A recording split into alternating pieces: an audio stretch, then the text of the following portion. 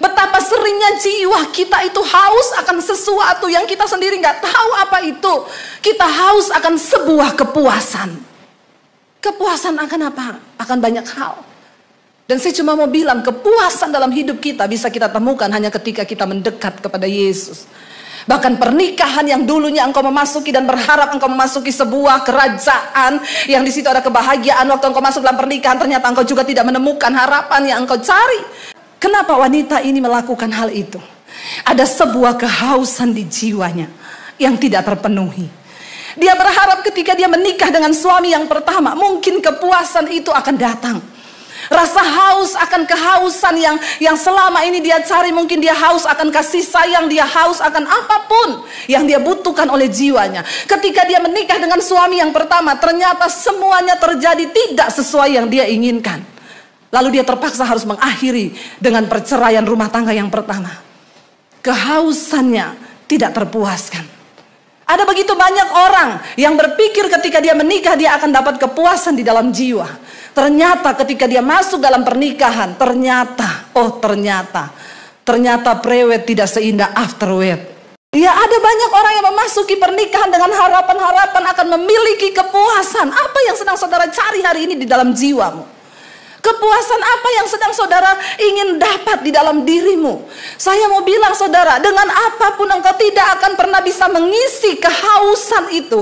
Kehausan yang engkau cari untuk memuaskan hasrat dalam dirimu selain jiwamu diisi oleh sesuatu, yaitu kasih Tuhan. Ada sebuah kebutuhan di jiwa manusia yang tidak akan pernah terisi oleh apapun kecuali oleh Tuhan. Ada orang-orang yang berpikir bahwa kekayaan adalah sesuatu yang memuaskan. Tidak diceritakan di sini wanita ini menikah dengan 4 pria sebelumnya, mungkin orang kaya. Ya, ada orang yang melandaskan pernikahan dengan kekayaan karena dia berpikir bahwa ketika dia memperoleh kekayaan dari suaminya maka jiwanya bahagia, jiwanya terpuaskan. Ternyata ketika dia memasuki pernikahan yang kedua, yang dia harap, saya percaya saudara, semua orang menikah nggak ada masuk dengan pernikahan dan harapan yang tidak bahagia. Sehebat apapun goncangan yang terjadi hari-hari ini, tetapi kalau kita masih bisa ada sampai hari ini, itu bukti bahwa Tuhan menyertai setiap kita. Amin. Iya, kita akan sama-sama membaca firman Tuhan yang terambil dari Injil Yohanes pasal yang keempat. Iya, Injil Yohanes pasal yang keempat, judul perikopnya adalah percakapan dengan perempuan Samaria. Ya. Judulnya ini luar biasa saudara, percakapan dengan perempuan Samaria. Saya percaya akan ada banyak hal yang akan Tuhan bukakan bagi setiap kita dan kita akan membaca sama-sama. Ayat yang pertama begini, Injil Yohanes pasal 4 ayat yang pertama. Ketika Tuhan Yesus mengetahui bahwa orang-orang Farisi telah mendengar bahwa ia memperoleh dan membaptis murid lebih banyak daripada Yohanes, meskipun Yesus sendiri tidak membaptis melainkan murid-muridnya, ayat 3, ia pun meninggalkan Yudea dan kembali ke Galilea. Pada waktu itu Tuhan Yesus dalam pelayanannya bersama dengan murid-muridnya membaptis banyak orang. Padahal Yesus tidak membaptis, murid-muridnya yang membaptis. Tapi ketika orang Farisi mendengar, maka mereka menjadi marah saudara ya. Lalu Yesus menyingkir dari sana, di sini dikatakan ia meninggalkan Yudea dan kembali ke Galilea. Ada yang menarik, tujuan Yesus adalah ke Galilea saudara ya. Tapi di sana dikatakan ayat yang keempat, ia harus melintasi daerah Samaria. Pada waktu itu orang-orang yang akan menuju ke satu tempat, terutama orang Yahudi, dia tidak akan melewati daerah Samaria.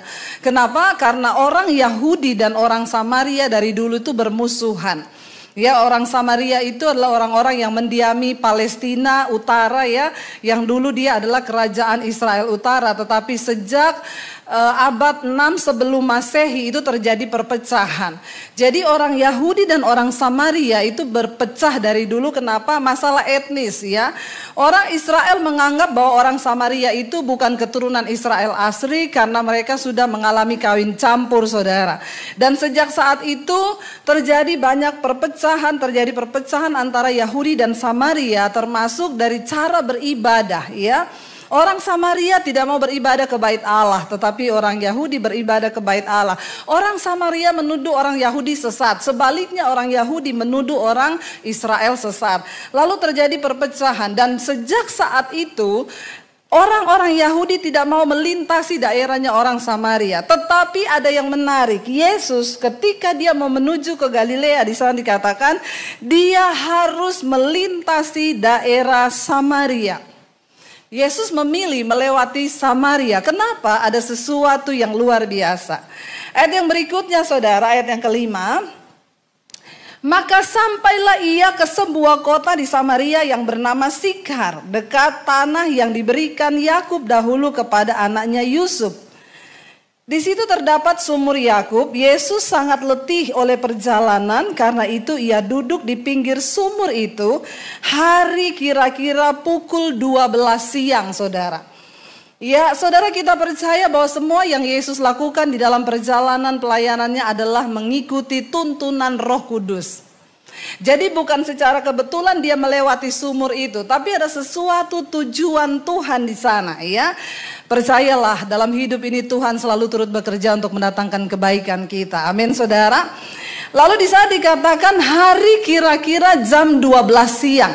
Yesus duduk di dekat sumur, ya, karena dia haus, dia mau minum di sumur itu. Lalu ayat yang ke-7 berkata begini, maka datanglah seorang perempuan Samaria hendak menimba air. Kata Yesus kepadanya, berilah aku minum. Saudara, saya mau tanya saudara, ya, orang itu pergi ke sumur biasanya jam berapa? Yang tidak punya sumur ketahuan. Ya, saya dulu waktu belum ada PAM, kita dulu datang ke sumur, ya. Ada sumur saudara, ya. Iya, karena ini banyak pemirsa di kanan dan di kiri, jadi saya melihat semua orang. Mungkin ada di rumah yang duduk di meja makan, yang duduk di dapur, saya lihat dari ujung sampai ujung, ya saudara. Jadi saudara, ya mungkin ya Yesus waktu itu lewat jam 12 siang loh, jam 12 siang, ya. Orang itu kalau ke sumur waktu terbaik yang pertama apa? Pagi. Kok tahu punya sumur? Ya. Kenapa saudara pagi? Karena di situ kita baru bangun. Pasti semua aktivitas butuh air, ya. Itu pasti orang akan butuh air pagi hari. Dia ke kamar mandi, cuci piring, cuci baju, bersih-bersih, semua pakai air. Yang kedua, orang datang ke sumur itu kira-kira jam berapa? Sore. Kenapa? Udah habis persiapan yang pagi. Ya, datang lagi dia sore. Tapi perempuan ini dia datang jam 12 siang ke sumur. Saudara tahu kenapa? Ya, bukan karena pagi dia jaga toko. Zaman itu belum ada orang jaga toko, ya, di Tanah Abang nih. Ya, jadi saudara, ya, kenapa dia datang jam 12 siang? Itu waktu yang sepi. Tidak ada orang. Perempuan ini bermasalah, dia nggak mau ketemu orang. Orang itu kalau bermasalah tidak mau ketemu orang, ya. Tapi kalau tidak bermasalah ya ketemu aja. Dia sengaja datang di waktu sepi, berharap tidak ada orang di sumur. Dan benar waktu dia datang, cuma ada satu, siapa? Yesus. Percayalah, dalam hidup ini tidak ada yang terjadi secara kebetulan. Karena Tuhan turut bekerja mendatangkan kebaikan. Ya, perempuan ini bermasalah. Dia tidak mau ketemu orang, dia datang jam 12 siang. Kenapa dia bermasalah? Kita lanjutkan di sana. Ya, lalu datanglah seorang perempuan, ayat 7, perempuan Samaria hendak menimba air. Kata Yesus kepadanya, berilah aku minum, ya. Lalu ayat yang ke-8, sebab semua murid-muridnya telah pergi ke kota membeli makanan. Ayat 9, kata perempuan Samaria itu kepadanya, masakan engkau seorang Yahudi minta minum kepadaku seorang Samaria? Pada waktu itu orang Samaria adalah orang yang dianggap tidak bagi orang Yahudi itu mereka itu sesat, mereka itu pokoknya terbuang, tidak masuk dalam kumpulan orang Israel pada waktu itu, saudara. Lalu dia bilang, masa engkau orang Yahudi minta minum kepadaku orang Samaria? Ini artinya apa? Yesus itu tidak pernah memandang siapapun kita, dia datang kepada siapa dia mau datang. Karena itu jangan pandang rendah orang, saudara, karena Yesus bisa datang kepada siapa saja dia mau datang, ya. Lalu di sini dikatakan sebab orang Yahudi tidak bergaul dengan orang Samaria. Ayat 10, jawab Yesus kepadanya, jikalau engkau tahu tentang karunia Allah dan siapakah dia yang berkata kepadamu berilah aku minum, niscaya engkau telah meminta kepadanya dan ia telah memberikan kepadamu air hidup, ya. Yesus berkata kepada perempuan itu, sekiranya engkau tahu, engkau ini berhadapan dengan siapa, ya. Jikalau engkau tahu tentang karunia Allah. Saudara, banyak, ini gambaran tentang banyak orang Kristen hari-hari ini. Katanya sih sudah berhadapan dengan Yesus, katanya sih sudah mengenal Yesus, tapi sayang dia nggak tahu karunia Allah yang ada dalam hidupnya. Kenapa? Karena dia belum berjumpa secara pribadi dengan Tuhan. Ya, kalau sekiranya engkau sudah berjumpa secara pribadi dengan Tuhan, Yesus bilang, kalau saja engkau tahu dengan siapa hari ini, kalau saja engkau mengenal siapa Tuhanmu, maka engkau akan menikmati segala yang baik dari Tuhan. Sayangnya banyak orang Kristen tidak mengenal Tuhan secara benar. Makanya hidupnya kacau balau, saudara.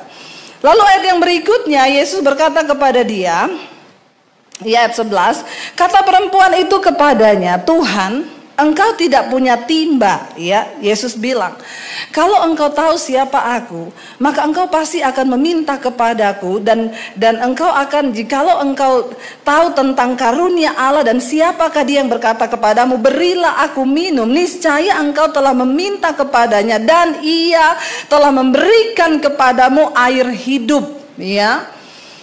Lalu ayat 11, kata perempuan itu kepadanya, Tuhan, engkau tidak punya timba dan sumur ini amat dalam. Dari manakah engkau memperoleh air hidup? Orang itu kalau belum ketemu Tuhan, dia tidak bisa menafsirkan sesuatu yang rohani secara rohani. Yesus berkata tentang sesuatu yang sifatnya kekekalan, tapi perempuan ini menilainya dengan sesuatu yang sifatnya fana. Dia bilang apa? Ya, engkau kan gak punya timba. Bagaimana engkau bisa kasih saya minum? Orang kamu aja gak punya timba. Terlalu dalam, saudara. Kalau kita mau mengenal Tuhan dengan benar, ada banyak perkara-perkara rohani yang kita bisa tangkap, yang kita bisa maklumi dalam hidup ini, sehingga hidup kita tidak hanya memandang pada apa yang kelihatan, tapi kita bisa melihat sampai pada apa yang tidak terlihat. Amin. Yesus berkata kepada dia, saudara, dia bilang, kamu kan gak punya timba, bagaimana kamu kasih saya air? Sangat terbatas pemikiran dia, saudara. Lalu ayat yang berikutnya, ayat 12, dia berkata, adakah engkau lebih besar daripada bapa kami Yakub yang memberi sumur ini kepada kami dan yang telah minum sendiri dari dalamnya ia serta anak-anaknya dan ternaknya. 13, jawab Yesus kepadanya, barang siapa minum air ini ia akan haus lagi. Saudara, di mana-mana orang mencari air itu karena dia haus, dia pengen minum. Ya, tapi Yesus bilang sama perempuan ini, kalau kamu minum air ini, kamu pasti akan haus lagi. Saya kasih tema firman Tuhan ini, haus akan kepuasan. Ya, ini temanya dalam loh. Dalam sekali nih kalau saudara mau menggali, haus akan kepuasan. Orang lain kan haus akan air, minum air sudah kenyang, nanti haus lagi. Haus akan apa? Haus akan uang, ya. Lalu dia cari uang, ya. Ada orang yang haus akan jabatan, dia berburu jabatan sampai menghalalkan segala cara untuk dapat. Ada orang yang haus kasih sayang, ya pokoknya di mana-mana dia pengen disayang sampai jadi jablay karena jarang dibelai. Makanya bapak-bapak tolong istrinya itu dibelai supaya tidak haus kasih sayang, ya.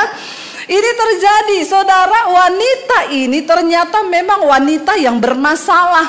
Makanya dia datang jam 12 siang, dia gak kepengen ketemu orang. Dan Yesus tahu dia bermasalah, makanya Yesus pergi ke sumur itu. Saudara lihat ayat yang berikutnya, di sini dikatakan begini. Ya, ayat 14. Tetapi barang siapa minum air yang akan kuberikan kepadanya, ia tidak akan haus untuk selama-lamanya. Sebaliknya air yang akan kuberikan kepadanya akan menjadi sumber mata air di dalam dirinya, yang akan terus-menerus memancar sampai kepada hidup yang kekal. Kenapa saya bilang perempuan ini bermasalah, dan saya kasih tema, judul tema khotbah hari ini adalah haus akan kepuasan. Dari sananya perempuan ini bermasalah, ya. Itu terbukti dari ayat yang ke-15, ya. Kata perempuan itu kepadanya, Tuhan, berikanlah aku air itu supaya aku tidak haus dan tidak usah datang lagi ke sini untuk menimba air. Kata Yesus kepadanya, pergilah panggil suamimu datang ke sini.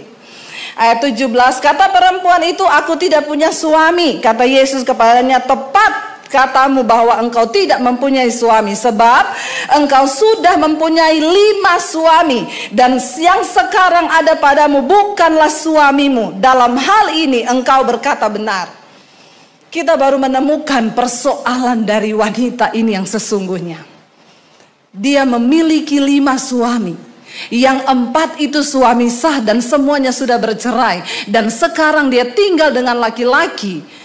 Dan dia tidak menikah, dia kumpul kebo. Kata Yesus, dia bukan suamimu. Yang ke-5, saudara, kenapa wanita ini melakukan hal itu? Ada sebuah kehausan di jiwanya yang tidak terpenuhi. Dia berharap ketika dia menikah dengan suami yang pertama, mungkin kepuasan itu akan datang.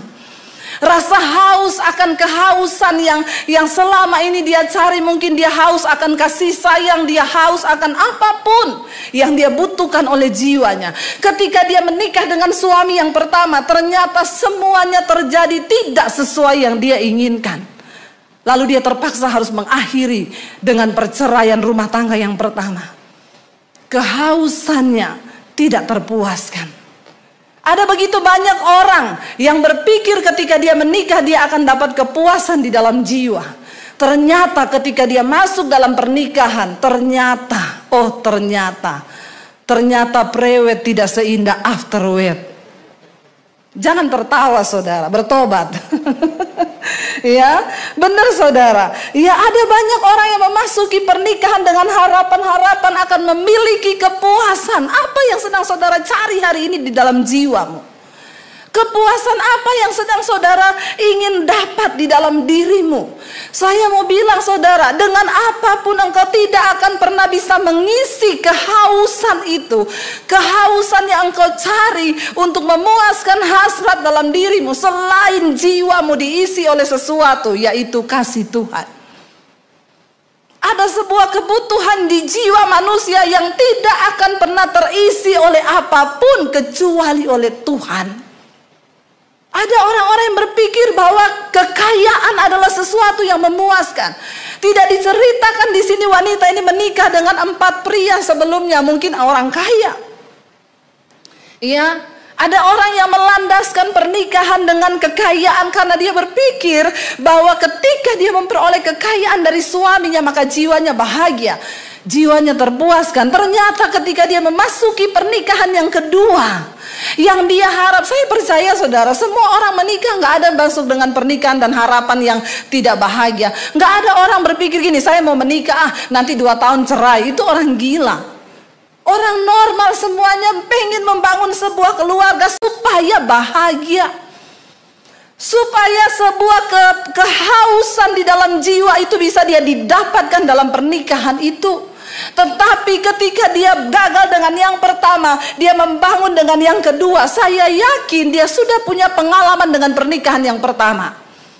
Mungkin dia bilang, pernikahan pertama dulu saya tertipu dengan suami saya, dia cuma manis di mulut, penuh gombal. Jadi yang kedua saya akan cari laki-laki yang tidak suka gombal.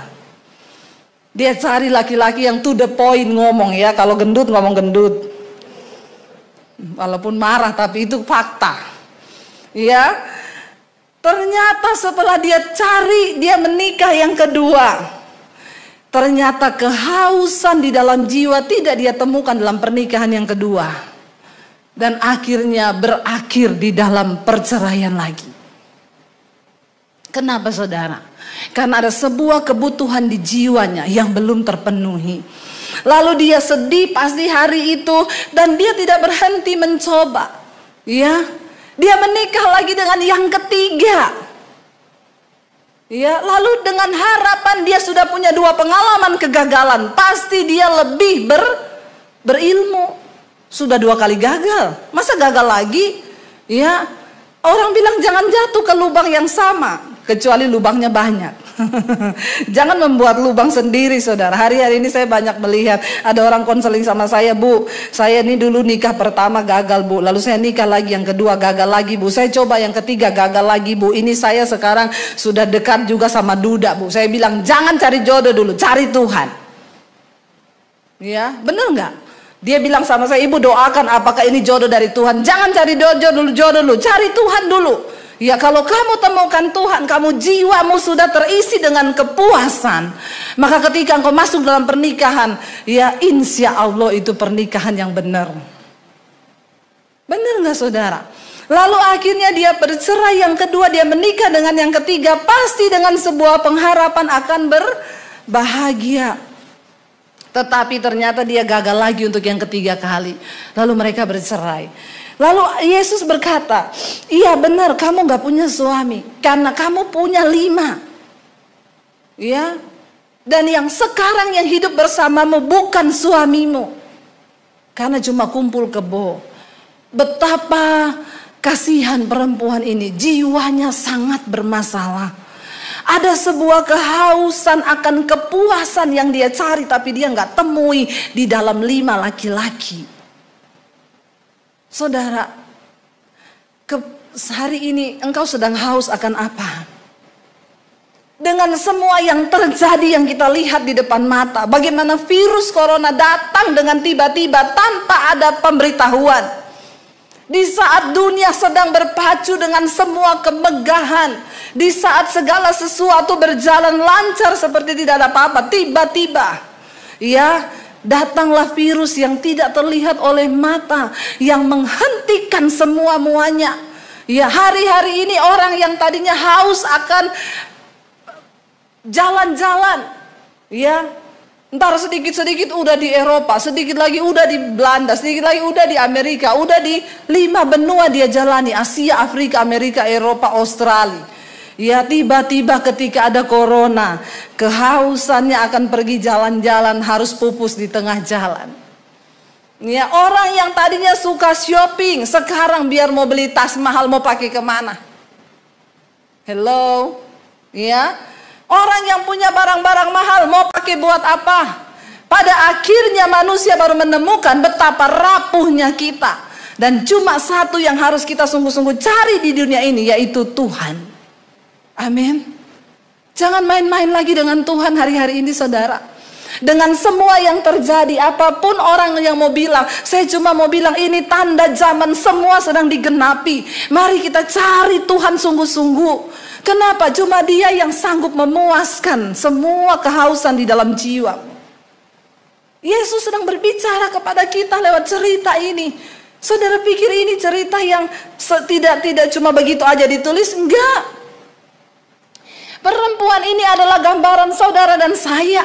Betapa seringnya jiwa kita itu haus akan sesuatu yang kita sendiri nggak tahu apa itu. Kita haus akan sebuah kepuasan. Kepuasan akan apa? Akan banyak hal. Dan saya cuma mau bilang, kepuasan dalam hidup kita bisa kita temukan hanya ketika kita mendekat kepada Yesus. Bahkan pernikahan yang dulunya engkau memasuki dan berharap engkau memasuki sebuah kerajaan yang di situ ada kebahagiaan, waktu engkau masuk dalam pernikahan ternyata engkau juga tidak menemukan harapan yang engkau cari. Ternyata jiwamu juga tidak menemukan kepuasan, kehausan. Kita perlu berjumpa dengan pribadi yang bisa dia berkata apa? Kalau engkau minum air sumur itu, engkau akan haus lagi. Tapi kalau engkau minum air yang aku berikan kepadamu, kamu tidak akan pernah haus lagi. Sebaliknya engkau akan menjadi sumber mata air. Dirimu akan mengalir aliran kehidupan yang bisa dinikmati oleh banyak orang. Yuk saudara, Tuhan mau kita ini berfungsi bagi banyak orang. Di akhir zaman ini saya selalu bilang, ya Hidup ini bukan soal mencapai semua yang kita inginkan, tapi apa yang Tuhan inginkan dalam hidup kita. Ya, berhentilah berkata kepada anak-anakmu, kejarlah cita-citamu setinggi langit. Ya, kejar ilmu sampai ke negeri China. Sekarang mau kejar apa ke negeri China? Ya, saya berkata kepada anak saya, Dek, jangan kejar cita-citamu, tapi kejar cita-cita Tuhan atas hidupmu. Amin. Kenapa saudara? Jangan sampai kita salah. Karena Alkitab berkata, apa yang dikagumi manusia itu dibenci oleh Allah. Manusia beranggapan kalau anak itu sukses waktu dia memperoleh mimpi-mimpinya dipandang wow oleh semua orang. Enggak. Apa yang Tuhan mau untuk kita dapatkan di dunia ini? Kita menjadi aliran sumber mata air ketika Yesus ada dalam hidup kita.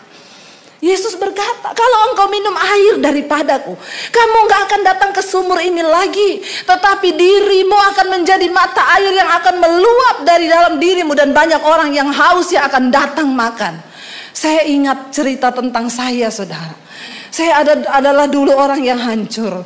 Saya adalah orang yang sudah tidak punya pengharapan hidup. Saya adalah orang yang merasa semua kehausan di jiwa saya tidak saya temui. Sampai akhirnya saya berpikir untuk mengakhiri hidup saya dengan bunuh diri. Saya pikir mati yang paling enak. Tapi ketika saya berjumpa dengan Tuhan, ada peristiwa sumur di dalam hidup kita. Ketika saya ada di dalam kebimbangan akan mengakhiri hidup saya, Yesus datang menghampiri saya. Dan dia datang, dia masuk memberikan aku air hidup itu.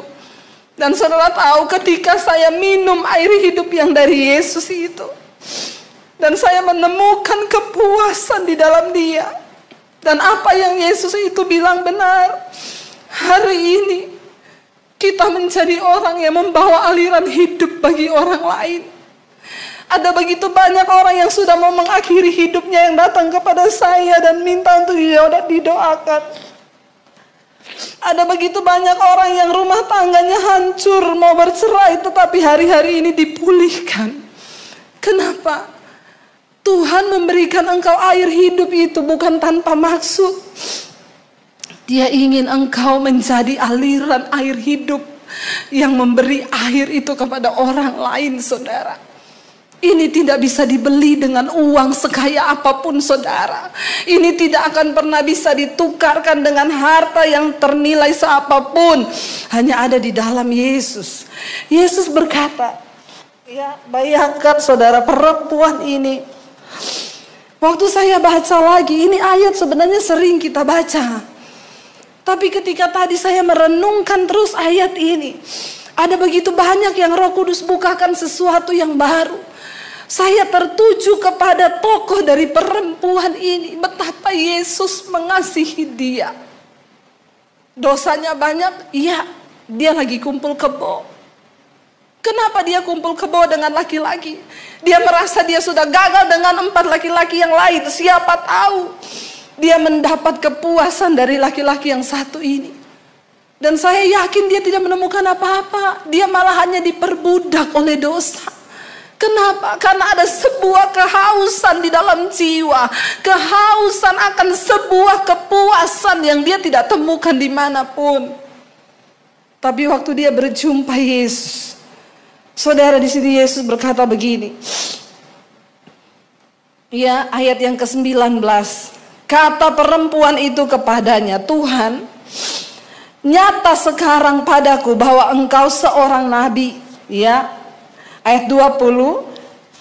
Nenek moyang kami menyembah di atas gunung ini. Ingat, orang Samaria tidak menyembah di bait Allah. Ya, mereka menyembah di gunung-gunung.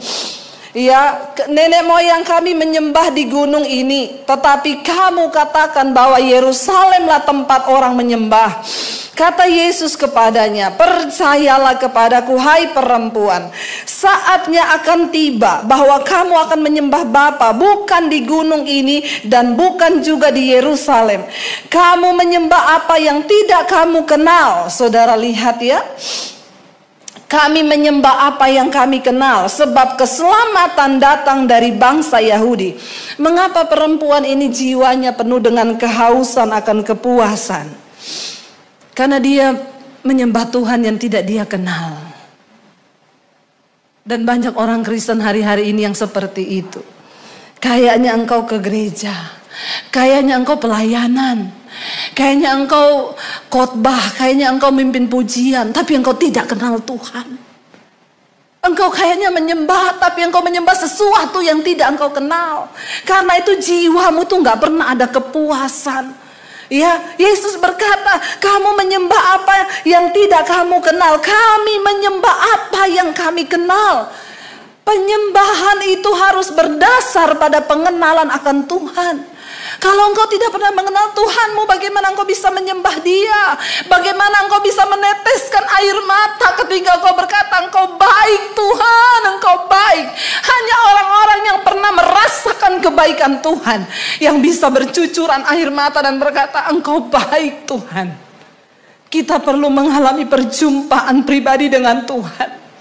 Engkau perlu punya pengalaman di sumur air kehidupan bersama Tuhan. Mungkin saat itu adalah saat pelarian seperti wanita itu. Dia datang tengah hari di saat tidak ada orang karena dia malu ketemu orang.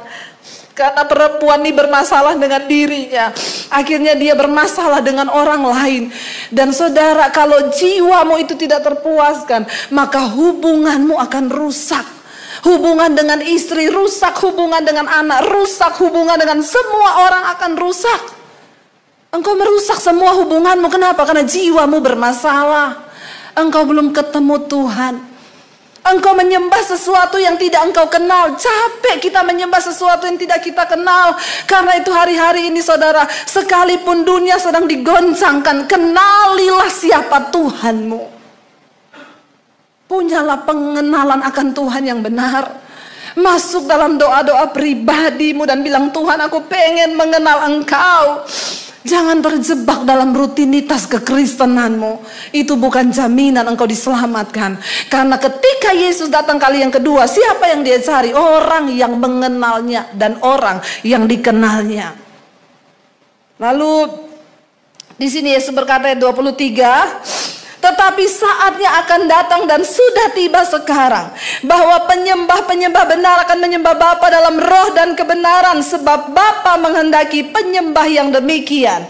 Ayat 24, Allah itu roh, dan barang siapa menyembah Dia harus menyembahnya dalam roh dan kebenaran. Kenapa Yesus nggak berkata harus menyembahnya dalam tubuh? Saudara, kita adalah manusia roh, tubuh ini cuma casing. Satu saat casing ini akan rusak.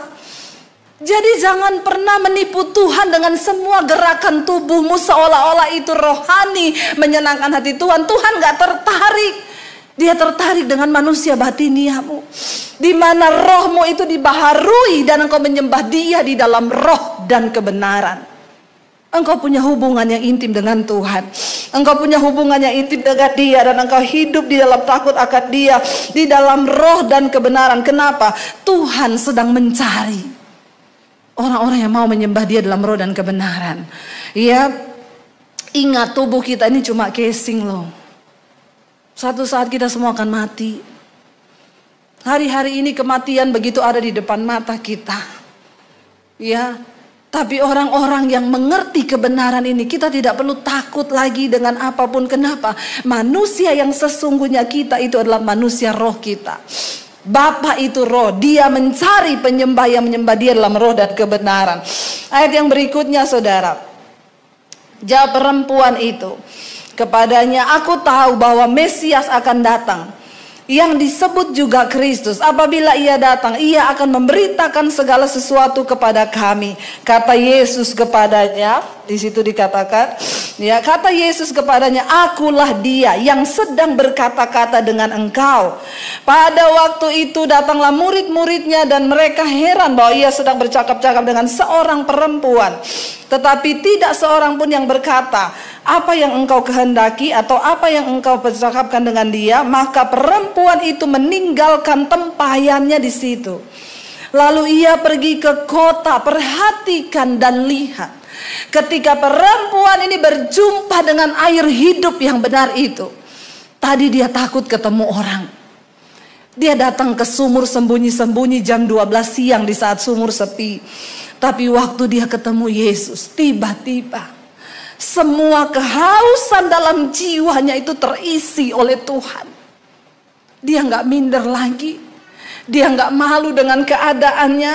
Alkitab berkata perempuan itu meninggalkan tempayannya di situ, lalu pergi ke kota dan berkata kepada orang-orang di situ, "Mari lihat, di sana ada seorang yang mengatakan kepadaku segala sesuatu yang telah kuperbuat. Mungkinkah dia Kristus itu?" Maka mereka pun pergi keluar kota lalu datang kepada Yesus. Sementara itu murid-muridnya mengajak dia, katanya, "Rabi, makanlah." Akan tetapi ia berkata kepada mereka, "Padaku ada makanan yang tidak kamu kenal." Saudara, ketika seseorang mengalami perjumpaan dengan Tuhan, jiwanya dipuaskan oleh Tuhan, semuanya berubah. Dia tidak malu lagi bertemu orang. Dia pergi ke kota, dia berteriak menceritakan siapa Yesus yang sudah memberikan kepuasan di jiwanya. Orang-orang yang mengalami Tuhan, engkau tidak akan pernah berhenti mulutmu menceritakan tentang Tuhan. Engkau tidak akan pernah berhenti mulutmu memberitakan siapa Yesus. Hari-hari ini saya melihat, saudara, bagaimana orang-orang mulai terus dipakai Tuhan. Lewat acara mesbah doa yang saya adakan setiap malam, orang-orang mengalami perjumpaan dengan Tuhan dan mereka mulai berani bersaksi. Mereka mulai berani memberitakan siapa Yesus.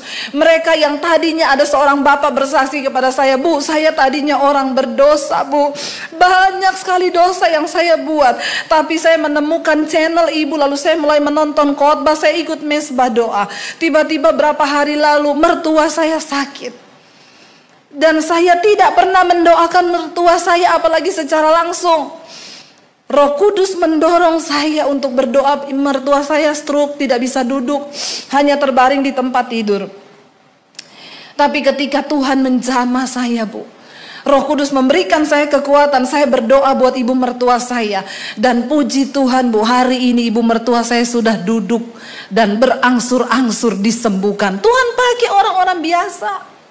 Saya bilang, "Pak, bukan soal engkau banyak dosa atau tidak. Justru Tuhan cari orang yang begitu hari-hari ini." Amin.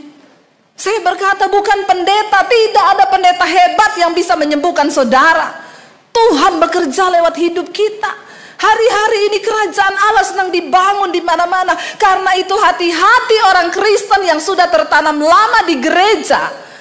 Jangan tertipu dengan kegiatan dan rutinitasmu di gereja. Itu bukan jaminan. Mari mulai bergerak di dalam kerajaan Allah. Ikuti Tuhan kita, Tuhan yang bergerak. Jangan jadi Kristen yang mati, yang stuck. Kita mau berkata, "Tuhan, aku mau berada di mana, di tempat di mana engkau berada." Saudara pikir Yesus kurang kerjaan mampir di sumur itu? Enggak, ada sebuah rencana.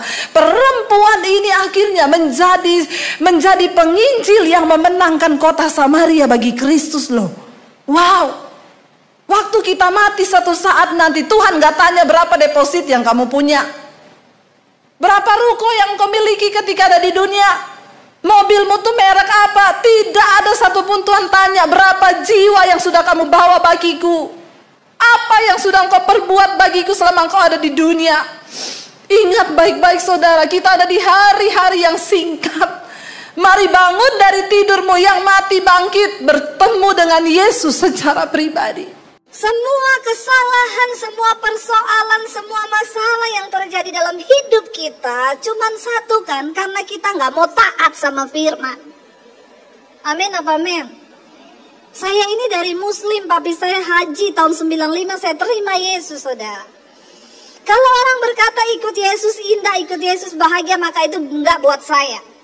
Ketika saya mengenal Yesus, hidup saya masuk dalam pergumulan, penderitaan, persoalan. Tapi itulah yang benar, karena Yesus berkata, "Barang siapa ingin jadi muridku, kamu harus menyangkal diri, memikul salib, lalu ikut aku." Jangan terlalu banyak dengar iklan-iklan tentang kekristenan.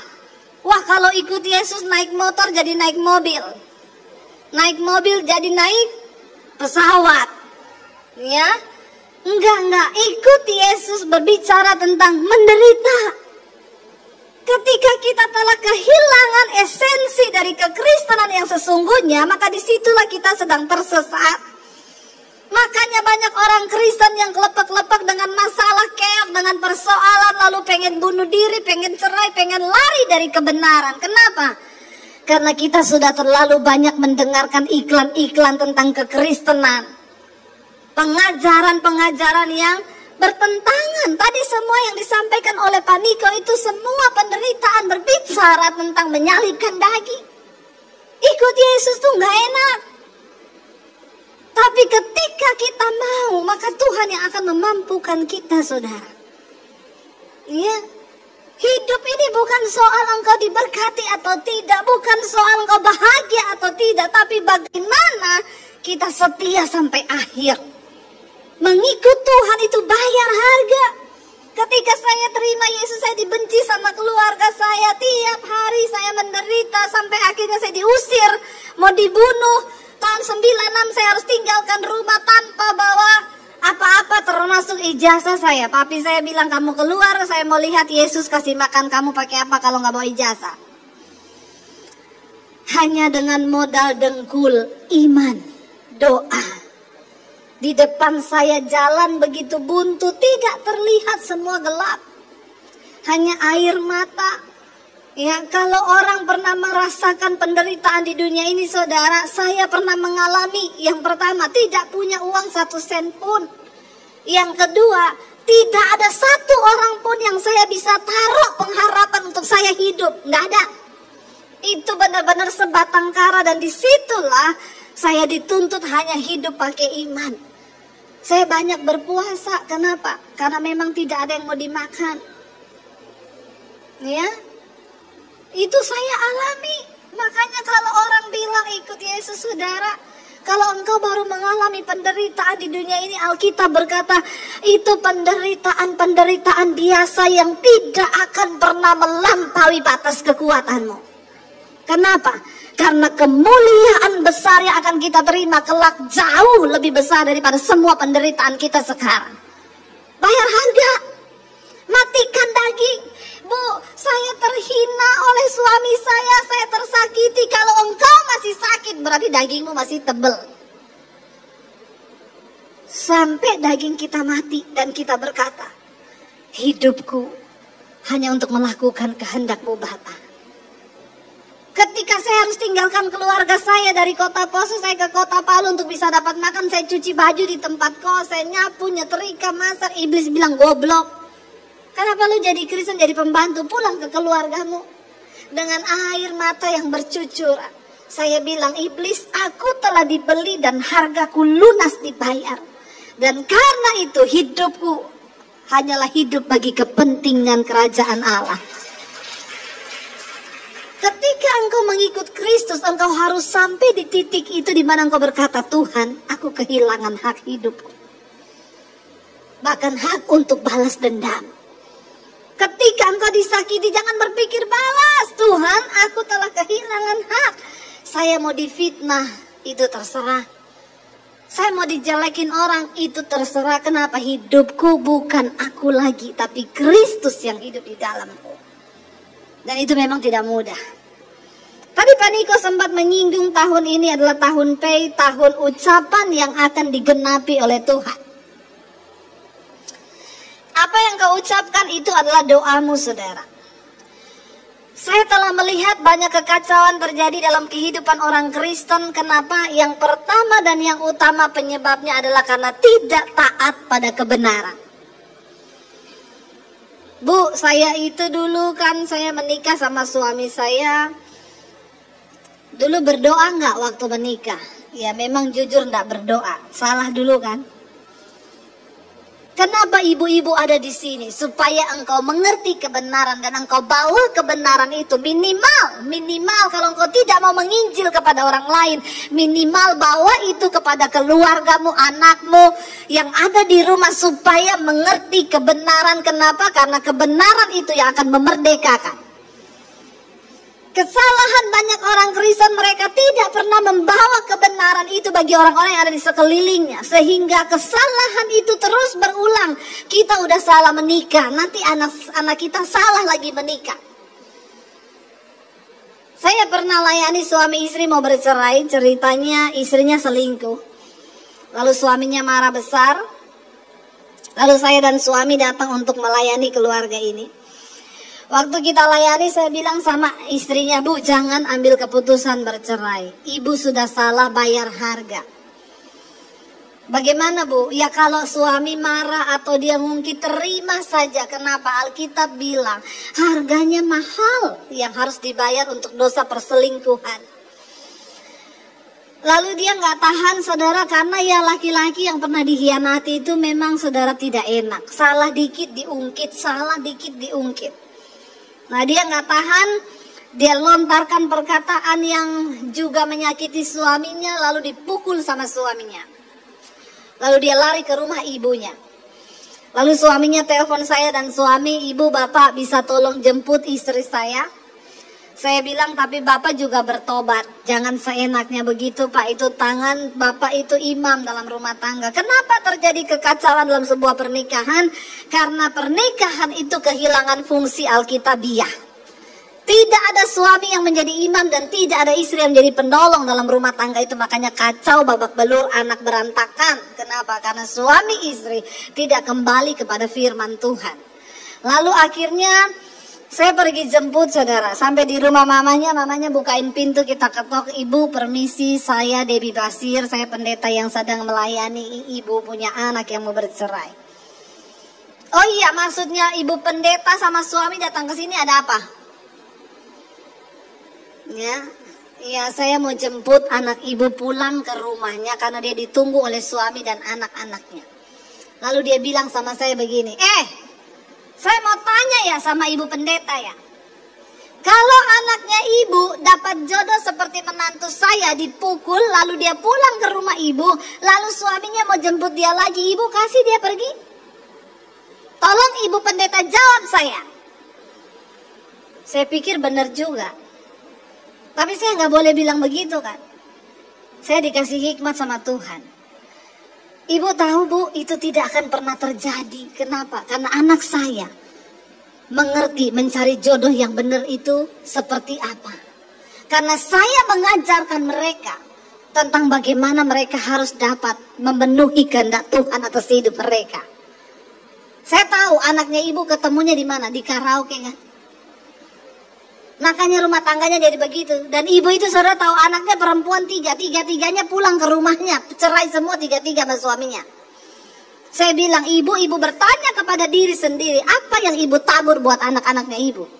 Sehingga mereka itu jadi seperti itu. Saudara, jangan pernah menyalahkan lingkungan. Karena taburan pertama firman Tuhan itu dari keluarga. Kita tidak bisa melepas anak kita hanya bertumbuh di sekolah minggu. Emang saudara pikir cukup anak kita bertumbuh dalam iman di sekolah minggu? Ya, nggak pernah cukup. Pelajaran tentang firman dan kebenaran nomor 1 itu di dalam keluarga. Dan Alkitab itu berkata, saudara, jangan cuma berteori di rumah, tapi jadilah pelaku firman. Kenapa? Karena perbuatan kita, teladan kita berbicara lebih keras daripada perkataan kita. Amin.